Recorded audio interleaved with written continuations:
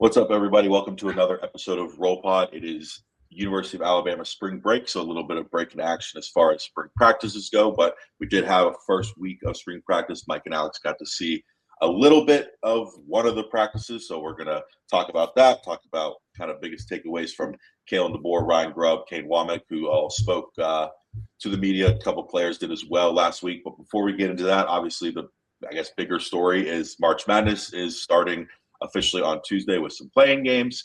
Alabama gets the number 4 seed set to play Hofstra at 2:15 Central Time on Friday. I will ask you guys this, and we'll go from there. Can Alabama, maybe it's a little bit of a reach, can Alabama beat Michigan? Or does Alabama need to worry about this first round game? I will quote Nate Oates, which apparently gets me in trouble often. Yeah. This is his Buffalo weather reports, which is accurate. I mean, no, I will say it was 75 and sunny here in Alabama yesterday. I think I just looked at my weather app. There might be snow flurries this morning, but how many weather apps do you have, Mike? I have the Alabama Weather Network. I'll shout out James Spann. I have ABC 3340. I have the regular weather app. I have the Radar Scope app. Hell yeah. Yeah, I knew there'd be multiple. So that, and I guess the Apple weather. Yeah, that's right. But yeah, Nate got himself in a little hot water with our beloved Buffalo fans last night when he said he's glad they're not going to Buffalo, basically, for the NCAA tournament, that they're going to Tampa instead. And the worst thing to do with people in Buffalo is to talk about the weather. You can't do it. It's not allowed. It's like putting ranch on your wings. You have to have blue cheese. You can't talk about the weather, and you need to have blue cheese on your wings. But I will quote Nate Oates in this particular case and talk about Hofstra, because he said he doesn't want his players to be thinking about the next game. He doesn't want them thinking about Texas Tech or Akron, who are their potential second round games. As he said, you don't make a run looking at who's in Chicago, which would be the regional. You got to worry about who's in Tampa. Who's in Tampa is Hofstra, and then it would be potentially Texas Tech or Akron. And then he says, we got to get back to the Sweet 16. We're going to have our hands full at that point, and then we got to try to make a run. So obviously he knows that if they do get to the Sweet 16, by virtue of having the 4 seed, you're playing a 1 seed in all likelihood. And Michigan's pretty good. That's what happens when you lose to Ole Miss in your first game of the SEC tournament. You might have fallen from a 3 to a 4 seed. That might have been what happened. It's hard to tell exactly with the committee, but that's likely. And the end result of that is playing a 1 seed in the Sweet 16. So you still have 2 tough games before that, though. I think maybe catch a little bit of a break if it is Texas Tech, because of the JT Toppin injury, and their seed is probably more of a reward for where they were with Toppin than it is, since then. But if Akron beats them, Akron's had a very good year in the MAC. That's kind of the quiet thing, is everybody's talking about Miami, Ohio, and Akron is the other team that just ran through the MAC this year. So, Nate Oates, as he said last night, knows very well coming out of the MAC at Buffalo when he won that league. And, they beat a 4 seed in Arizona in 2018 by 25 points. So, you really got to be thinking about these next 2 games. I don't think either one of them are gimmies for Alabama. And as he also said, go to some of these recent years. He said they were trailing to Grand Canyon 2 years ago, with 6 minutes left in the second round.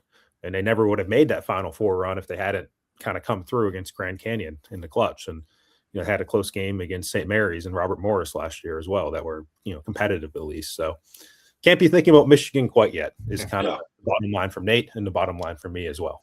Yeah, it's my new pet peeve with the college football playoff, and it's always been with the NCAA tournaments, talking about brackets and did you get a good break in the bracket? And just like this Alabama team lost to Georgia and Ole Miss, and that's what I'm remembering recently. I know they beat Auburn, but taking anything for granted right now, I think would be a little bit foolish because of the way the slow starts they've gotten off to, their lack of rebounding, and is the 3-ball falling.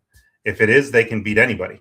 I mean, if you shoot 40 of them a game and you hit a good percentage, you're going to do pretty well. They've got really good guard play.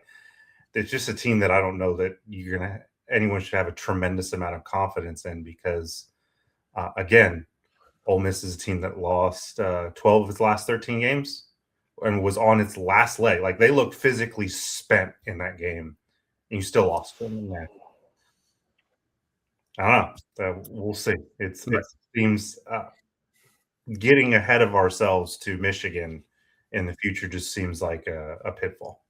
Yeah, everybody likes to talk about draws, and they did a week ago with the SEC tournament. It's like, well, they played Georgia or Texas. What happens? Well, guess what? Georgia and Texas both lost, and everybody's like, "Whoa, here's a 15 seed in Ole Miss. Alabama caught a break," and they didn't. So who knows? I mean, I think Alabama will be a popular upset pick, among people filling out their brackets because of, partly the Ole Miss loss. I think people kind of have that front and center in their minds, and you can point to 2 years ago when they got bounced in their first game against Florida in the SEC tournament and kind of went in a little bit limpy into the NCAA tournament, and then they went to the Final Four. They beat North Carolina, which was a 1 seed in the Sweet 16 that year. So you never know, but it's March. It's March Madness. It's a very exciting time of year. NCAA tournament's very popular, and Alabama's kind of on the other end of it now, where they're one of those teams at the top, and a lot of people like to watch upsets, and so that's you're trying to protect against an upset rather than rooting for one, which was probably the case historically in Alabama basketball history. Yeah, absolutely. Kind of a little bit of Alabama relation. Obviously, Anton Petway, Kennesaw State, they get in. Brian Hodgson, who's done a hell of a job over at South Florida, they get in as well. I thought maybe they would put Kennesaw State versus Alabama. That was just kind of maybe just from a fan perspective, but obviously that wasn't the case. But we don't talk about Auburn not making it. Why is that a story? Why is that a story? Why is anyone saying it might be because the former head coach is on the CBS panel now. Awful announcing. Congratulations for realizing there are conflicts of interest in this business everywhere. And then I saw somebody get wrong saying that Nick Saban was making $1 million from Alabama. It's actually $500,000. But I'm more upset by the fact that Miami of Ohio is having to play in the first 4 than Auburn not making it. Auburn shouldn't be in the tournament. Like, you lose that many games, you play that poorly down the stretch. Miami, Ohio, you lost 1 game. 1. And everybody can talk about net and all this other stuff all they want. They lost 1 game. And they're in the first 4. And it's a field of how many? What are we doing?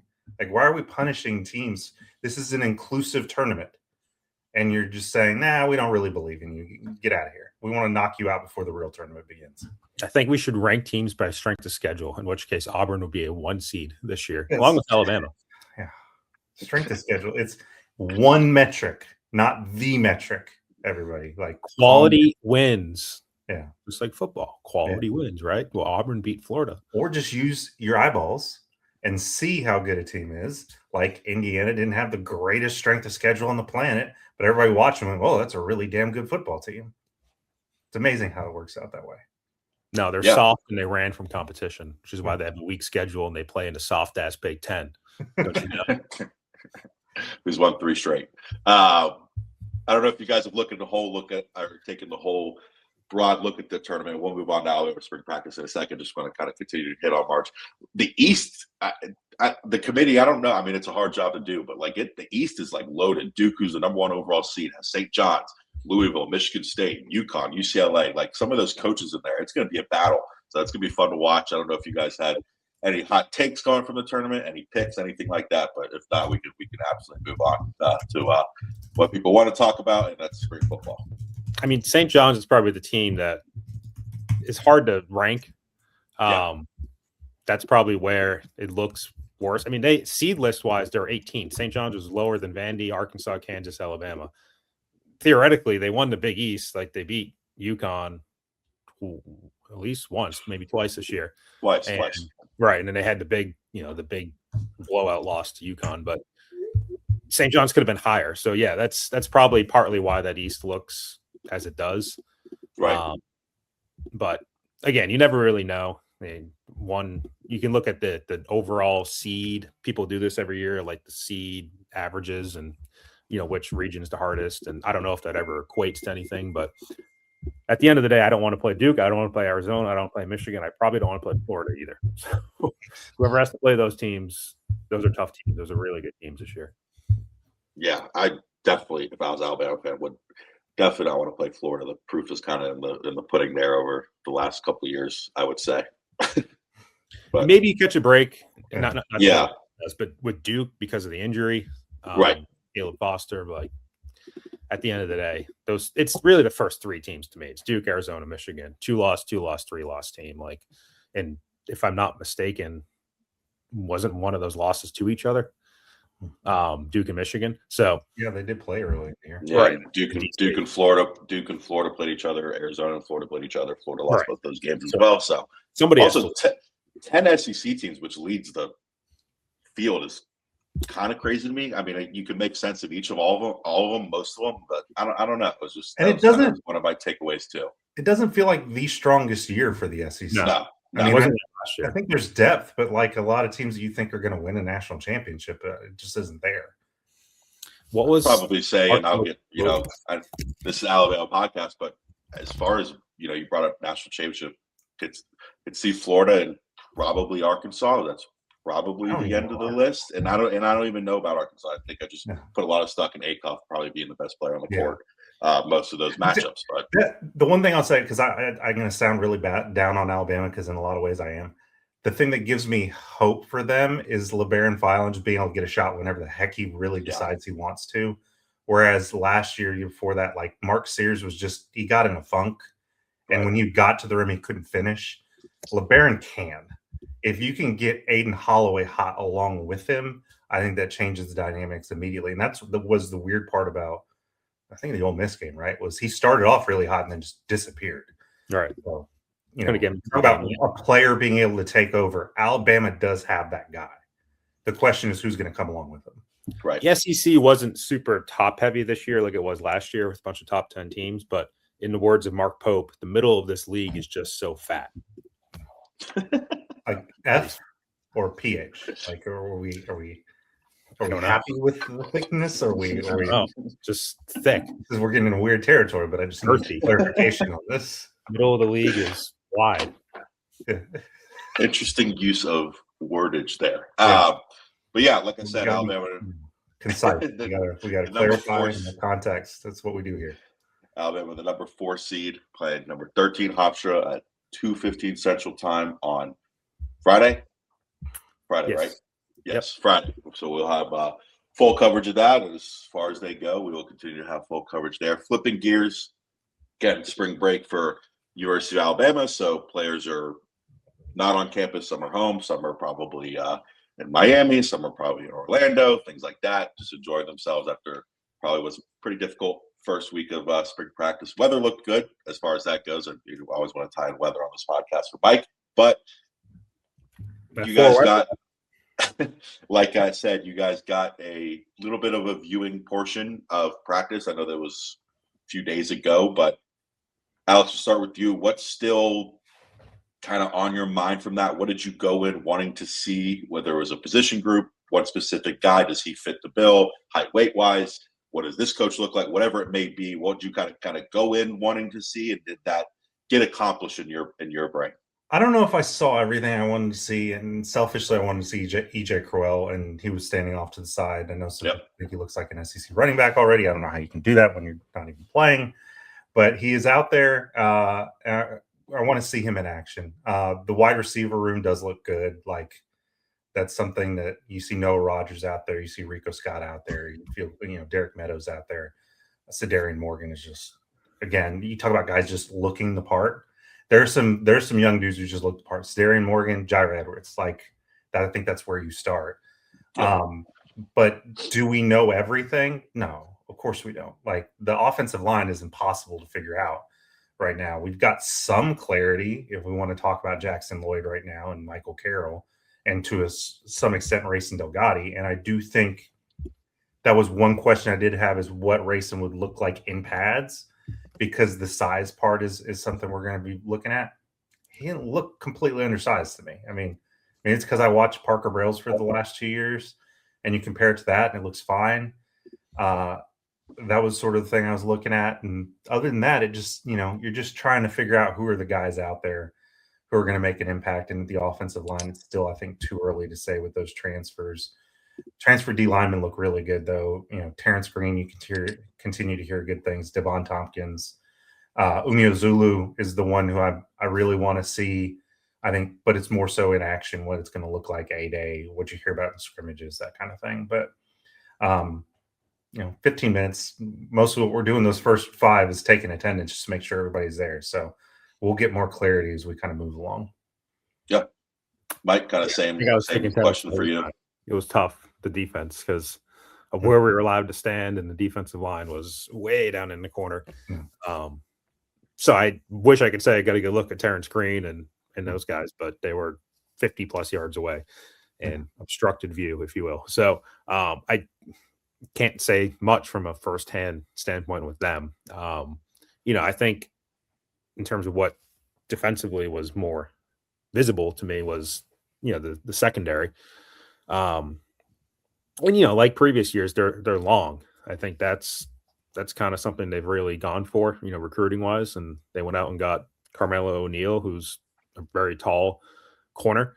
Kane talked about it, kind of seeing him on tape at Mercer playing Auburn when they were looking at Auburn, offensive tape as a staff last year. You still have Dijon Lee, who's pretty tall. You still have Xavier Brown, who's got some length to him. You still have, Chuck McDonald's a longer corner, but it seems like they're trying him more at Husky. And then you also have a smaller Husky, if you will, and Dre Kirkpatrick, who's kind of back at that spot. He's gone back and forth between Husky and safety, the last couple of years. So, you have options there.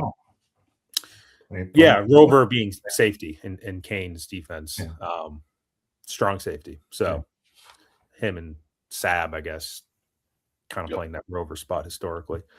Or I guess Bray.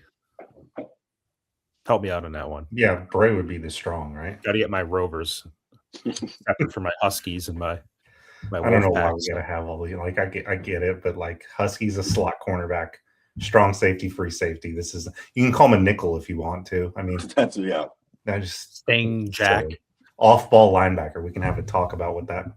It's very redundant. It's very linebacker. You're an edge. You're a defensive lineman. That's all you need to know. Go ahead.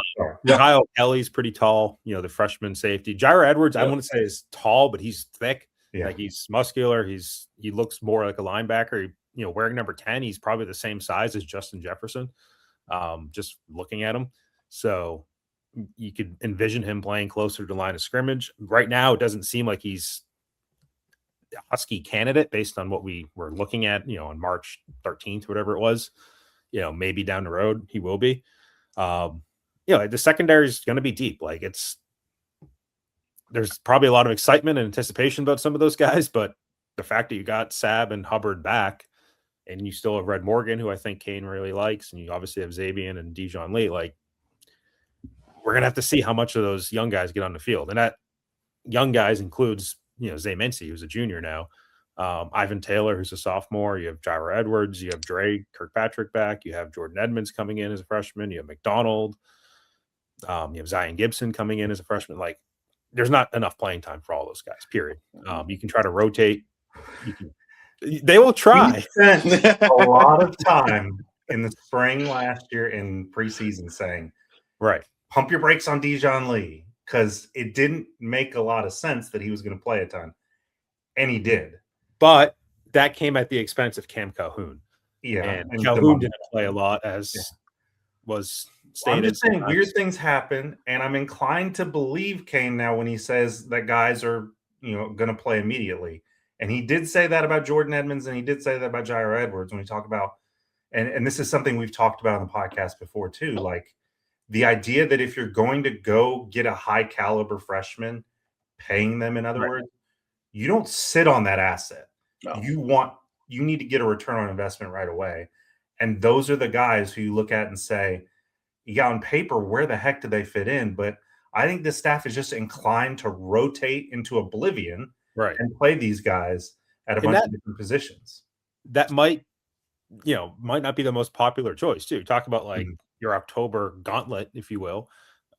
If you're rotating, if you're taking Xavier Brown, who's probably a first-round pick this coming spring, next year, off the field against Georgia or against A&M or against Tennessee on the road or against LSU on the road, people are going to be mad if that happens, even if it's for a promising freshman in Jordan Edmonds or somebody like that. So, there's a double-edged sword there. I think you have some really good players, and you're probably keeping Zabian on the field as much as you can. You probably are keeping Dijon Lee on the field as much as you can. If there's a third guy, you're probably going more to the veteran in Carmelo O'Neal right now. But that could be another Cam Calhoun case where the veteran takes a step back in terms of his playing time for a freshman if Jordan Edmonds overcomes. You're able to play 3 corners, but are you able to play 4 or 5?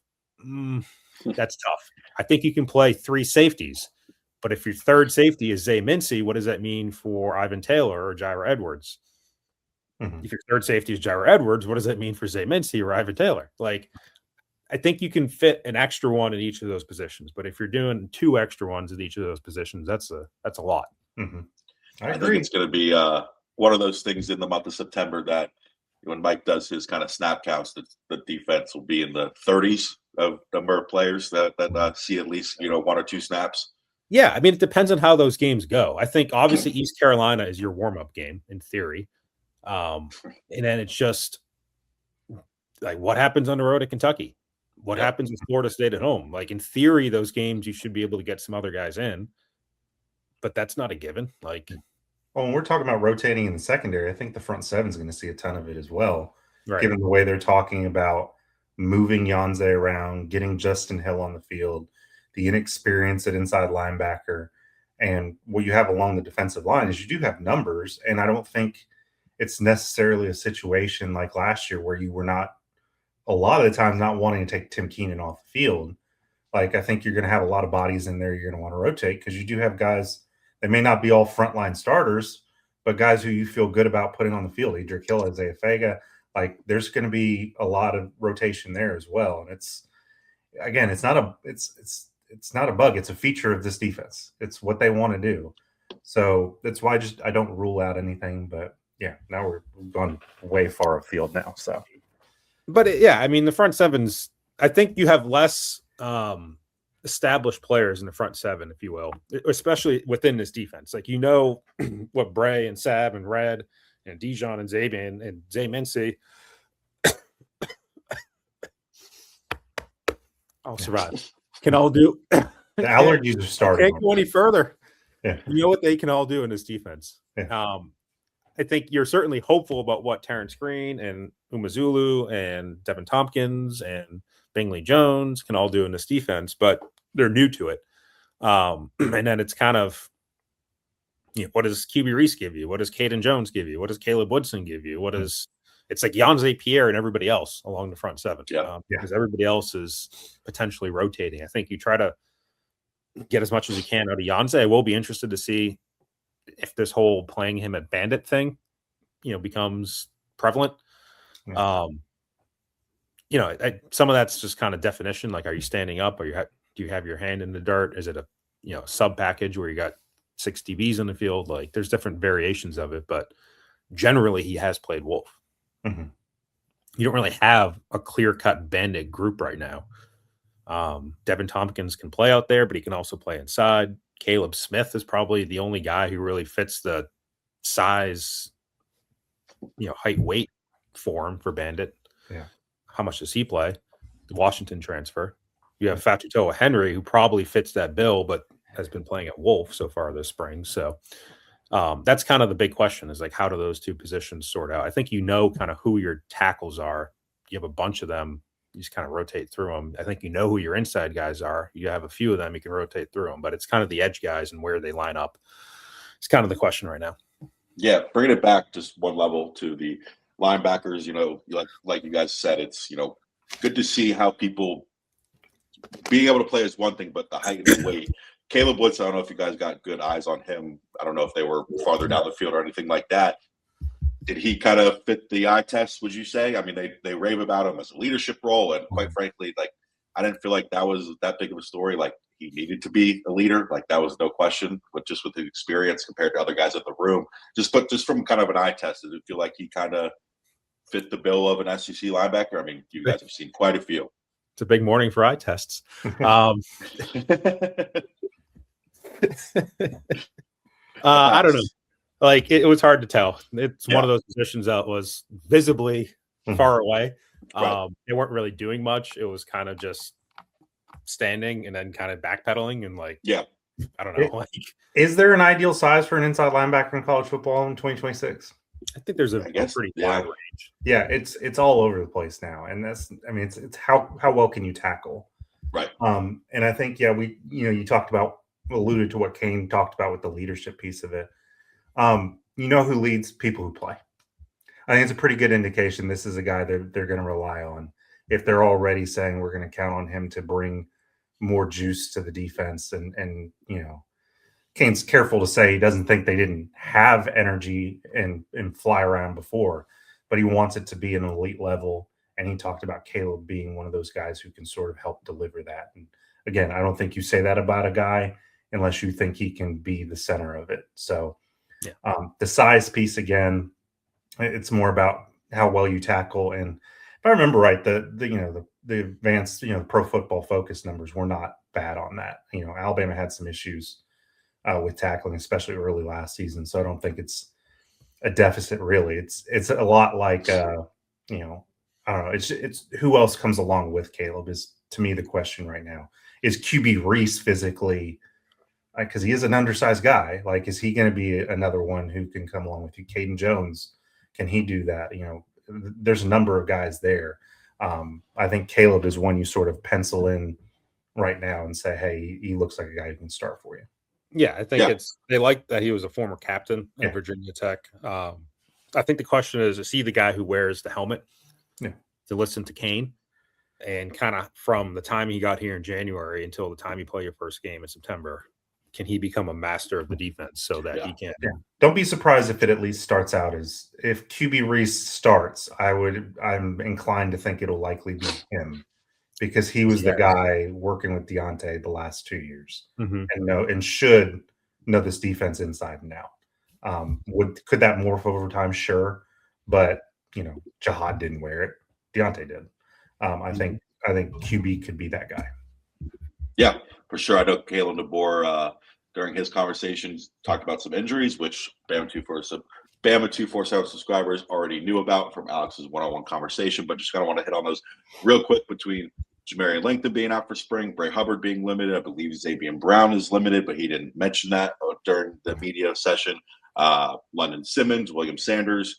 I think just from that group real quick, like the London Simmons and the William Sanders, I think sting a little bit more than the others. Bray Hubbard, you know where you're going to get. He's very comfortable.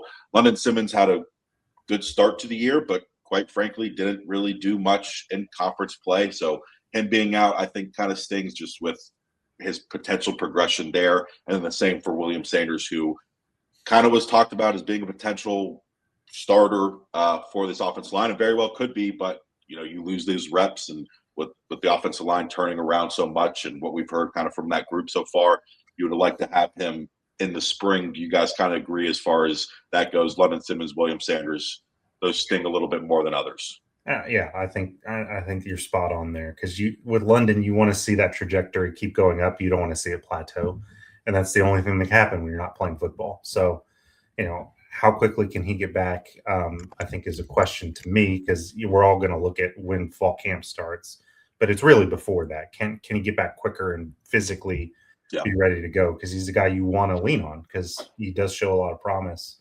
And then Sanders as well, just his time in the system, what he did last year. You'd like to have him out there battling with those new guys. Will he come back? Yes, but will he have, how much ground will he have to make up when that happens? That remains to be seen. Yeah, I think, and Simmons had a pretty rough Rose Bowl. If you watch some of those runs that Indiana had, obviously they went out and they got some other tackles, and so that's an indication of. But Mike, it's not fair. Indiana had old players. Their strength of schedule. Sorry. They what's his name? Black started running the ball, and then he had to go down to the ground because their strength of schedule was too weak. He couldn't score the touchdown. Sorry, we played NC State, or we canceled our NC State game and we played Alcorn State instead. We have to bow down to the team. I had to get an age joke because that just kind of has annoyed me for a while. But go ahead. I think that was clearly a focus of their transfer portal efforts, was going out and, hey, it's snowing out. Should I tweet that? Should I? It's snowing. Oh my god, you will tweet it. I know you will. No, I'm not that much of a masochist. Really? Sometimes.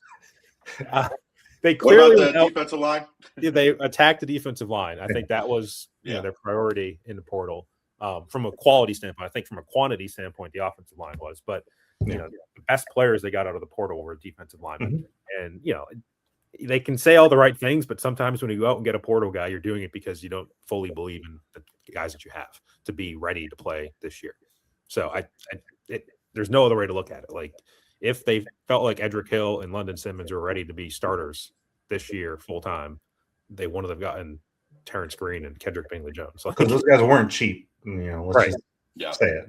Devin Tompkins, it's just that's how it works. Like you can say all the right things, but the facts are kind of obvious there. So, I mean, also got kind of what does Beeman look like? By all accounts, he's healthy, but he misses a year, and right. Yeah, there's question marks. That's you did your best to answer the question marks or fill the void, whatever idiom you want to use. So, I think what was I going to say? Oh, Latham is another one of the injured guys. I think with him, like whatever you get out of him, you're happy for. Yeah. I think it's more news he's going to be back in the fall because that was the thing. Everyone's like, "Oh, is he going to be eligible?" It's like, can he play? Like, let's not forget he just went through a serious ordeal, and the fact that they're confident he's going to be around in the fall is a good thing.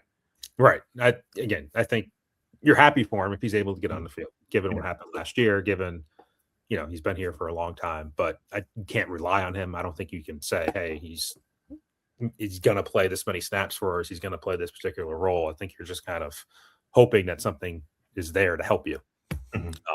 But I don't know if you can pencil him into any particular spot right now. He's one of, and we're going to get up. I don't want to get up too much of a tangent. He's one of how many Saban guys left on this roster, Mike? I don't know if you've done that deep dive. I guess you got William Sanders, who we just talked about, Ray Hubbard. Depends how you define it. Technically. Yeah. Depends how you define it. Is it guys who signed under Saban? Is it guys who are recruited under Saban? Or is strictly guys who played under Saban, meaning they played in 2023?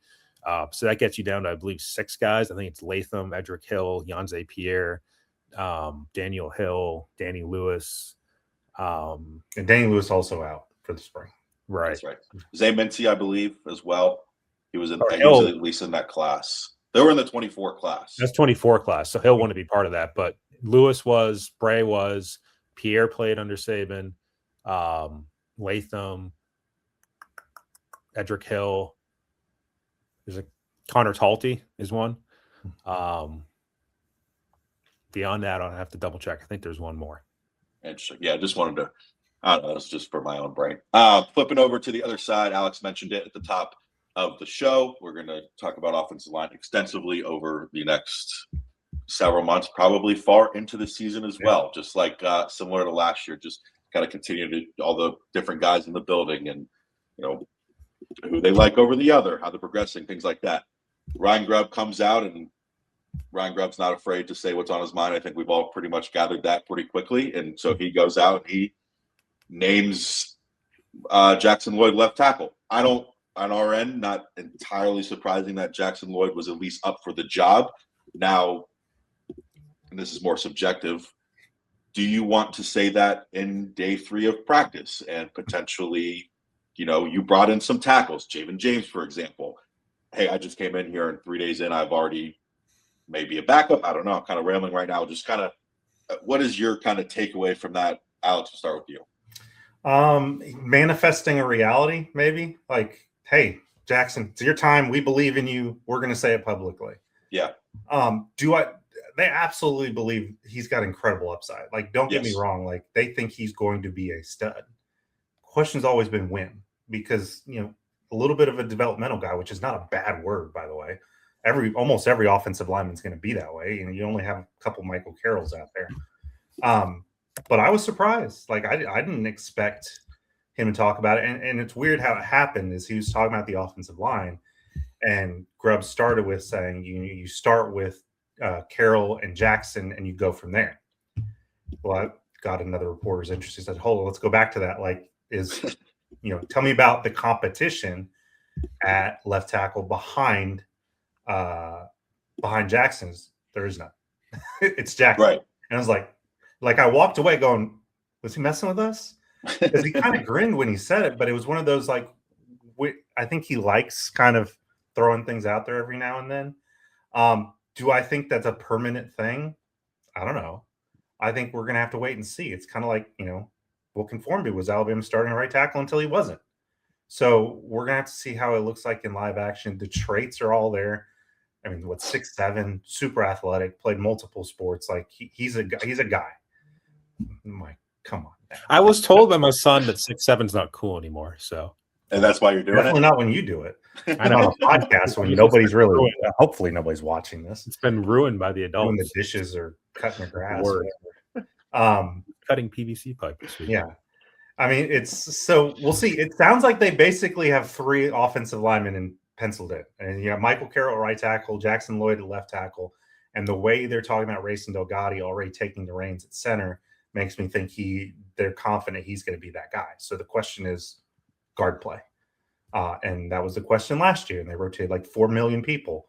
Who will be in that mix, to me, is something that we still need to sort of figure out, because obviously they brought in a lot of guys that look purely like guards, and guys like Ty Haywood, who you can sort of see playing both ways. The Caden Strayhorn comment might have flown under the radar, but the way he talked about him playing center for Michigan and not really being his position makes me think they're not looking him, therefore, at that position in Alabama, which is something I don't think we sort of had our arms wrapped around before. Right. I think Delgado's off to the races as a center. Yeah. Well, I'm on better than your inaudible. I don't even know why I fake laugh. I shouldn't even fake laugh at that. Just boo me. Yeah. Throw tomatoes at me. You're the host. You can pick them off. But to your point, real quick, Mike. Yeah. And kind of bring it back to William Sanders. It's like if he's healthy, you probably have, I guess, probably 4 of the 5 positions probably set, whether he plays left or right guard. It's like that's another piece of the puzzle pretty much set. So it just kind of was bringing back to that William Sanders injury really, really stings, I think. Yeah, it kind of, I don't want to say it's a one-to-one comparison, but it kind of feels like the tight end position last spring when they just brought in a couple guys because they needed tight ends. It was Brody Dalton and Jackson Marco, and then neither one of them really played. And I think the offensive line is like, we need bodies along the offensive line. Yep. I don't know if that means that Nick Brooks or Ethan Fields or Caden Strayhorn or Ty Haywood or any of those guys are particularly going to play a whole lot. We'll have to see. Yeah. I think you need them in the room because you need the depth, but we'll have to see if they actually start. And we'll have to see what the philosophy is from Clem as far as rotating guys. We'll have to see how that squares or doesn't square with Ryan Grubb and kind of what they want to do at the guard spots in particular. I think Grubb is trying to send the signal that Jackson Lloyd, you're our guy at left tackle. This is your time. We don't really have any other better options, I think was also part of the message there, as I interpreted it. I mean, Javen James, you might be able to play, but is he more of a right tackle than a left tackle?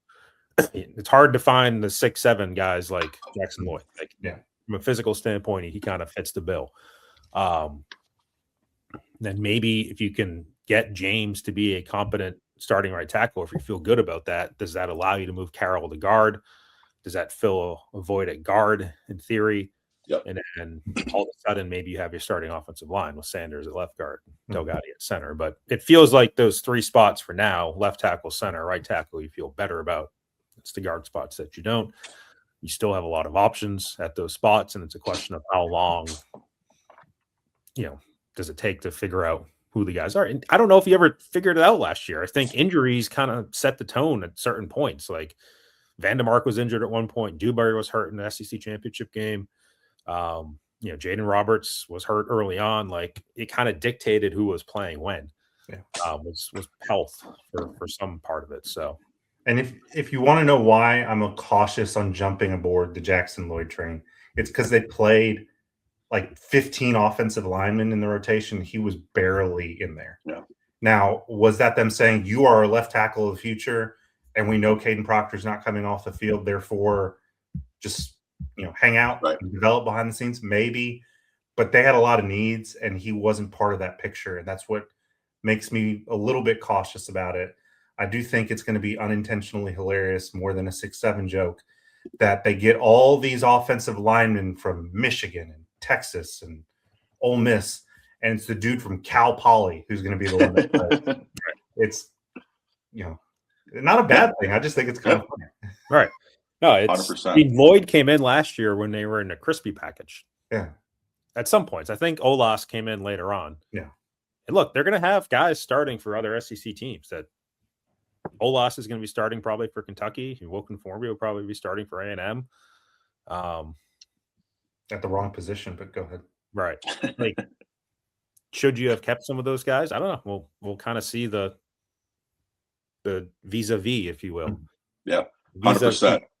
100%. Offensive line will be better than 6'7". Like I said, offensive line will be a pretty big talking point, I think, going into the season as well and beyond, going into September, October, and maybe even November. But we'll see. Mike, you mentioned there kind of a comparison to the tight ends. I do want to kind of hit on a little bit of each position just from what you saw. They brought in a couple guys, Josh Ford, who I think a lot of people maybe forgot about just with him coming in before the portal, with Mike Gundy being fired. I don't know if you guys got a good look at him physically. He looks like he's probably going to be, your more inline guy based on what he played at Oklahoma State and what we've, learned about him. Your thoughts maybe on the tight end room, specifically with what Josh Ford looked like.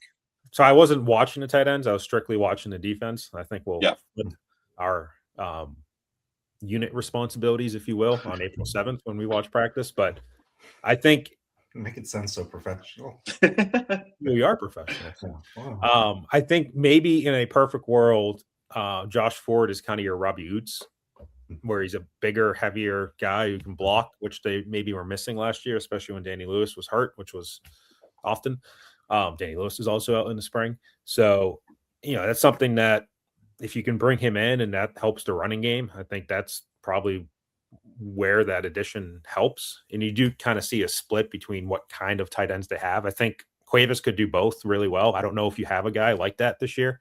So I think if you're probably putting Danny Lewis or Ford out there or Jay Lindsey, it's probably more about the running game. If you're putting Pritchett out there or Max Sutter, it's probably more about the passing game. So, you kind of have Jack Samarco put on some weight. I think he's probably more in the running game. Caleb Edwards is obviously your starting tight end right now. Yeah. He can probably do both. I think you want to see him, make some strides in the passing, receiving game because he's not Josh Cuevas quite yet. So, I don't know. You have a bunch of options like you did last year. Like, what impact they have down to down, we'll have to see. I think Cuevas is a decent loss for this team. Oh, yeah. But if you have Edwards and Ford out there, let's say, what's that going to look like? I don't know. Yep. Yeah. Think less 2025, more 2024, I think. Right. More 12 personnel. Because Ford he's a big dude, man. I mean, he's thick, he's tall. He looks like a guy who can help you. He's healthy Danny Lewis. So you put him on the field with Edwards, and Edwards is obviously a giant as well. You kind of like what you have there in terms of being able to help out with the running game. And if you've got an experienced offensive line on top of that, that's a good thing. So the question for me is, A, how much is Ford going to be involved in the passing game? Can he give you more CJ Dupree vibes in terms of, he's not the best pass catcher out there, but he can be an outlet. He can be dependable. And then Pritchett, Sutter, really those two, maybe Lindsey, more so those two. How much can they get involved in terms of being pass catching tight ends? Because I think they both have that capability. It's just, only two at most can play. So we'll see how those guys sort of develop because they can play the long game with them if they want to. Yeah. We mentioned kind of the receiver room at the beginning. Ryan Coleman Williams, no longer Ryan Williams, number one.